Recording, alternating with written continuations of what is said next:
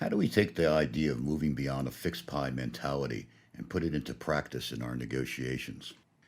You won't be surprised to hear that this process begins when you're preparing for negotiations.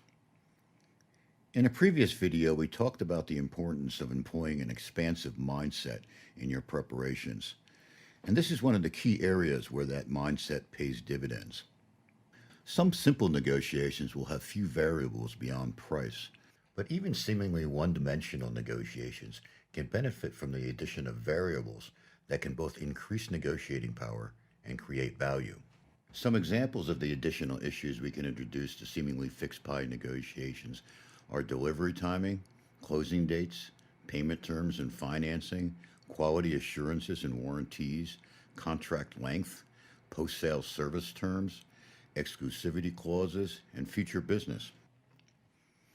Introducing additional variables allows you to trade across issues.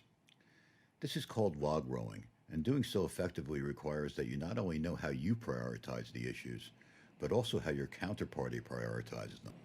Some of the latter information may be discoverable through research, but more often it will require that you ask the right questions and listen carefully to the responses. You might begin your preparations by considering all the things that your side might value that the other side might be able to provide. As an example, let's take a transaction where you're the lawyer representing a company that's selling off one of its operating subsidiaries. Let's be really original and call the subsidiary OpCo. In addition to price, the company might also place a high value on things like the job security of OpCo's existing employees and maintaining a minority stake in OpCo and perhaps a seat on the board. The next step in your preparations would be to try to identify the things your counterparty might value that your side might be able to accommodate. Perhaps, in the sale of OpCo example, the potential purchaser would prefer to finance some of the purchase price by means of a note to the company rather than pay the full purchase price up front. And from the company's perspective, the timing of payment is less important than the overall price or other variables such as the retention of a minority stake and a board seat. As you go through this process of analyzing competing interests and relative advantages, keep in mind the importance of focusing on differences in interests between you and your counterpart. These differences are opportunities. Negotiating across interests only works because parties have different interests and priorities. So while it's typically not very useful to ask, what are the things that are highly valuable to both sides? It is often helpful to ask, what things that the other side values very highly don't matter to my side nearly as much? Once you've identified the scope of the issues you think might be involved in the negotiation, how should you go about introducing and addressing them at the negotiating table?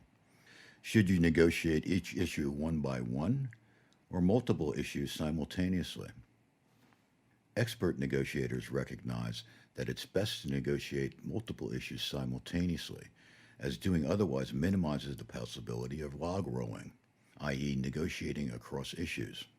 For example, in the negotiation on the sale of OpCo, if your side has already agreed on the sale price and are only now discussing your company's retention of a board seat and a minority stake, your side will have lost the ability to use any flexibility on price to leverage its position on those issues.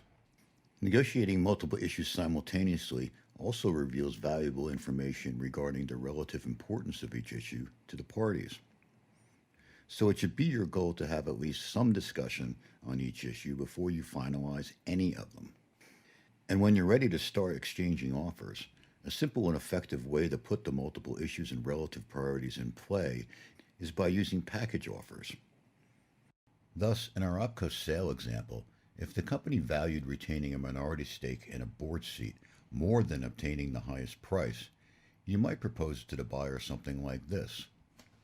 If the buyer is willing to allow the company to retain a 25% minority stake and a board seat, the company is willing to sell them its remaining shares in OpCo for $10 per share and finance up to half of the sale price for 2 years from the closing date at 7% interest per annum.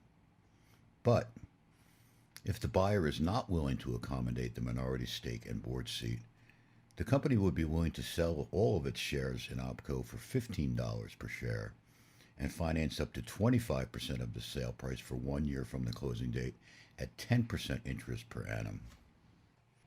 Adding variables and exploiting differing interests and priorities not only potentially creates value, it's a potent source of increased negotiating power.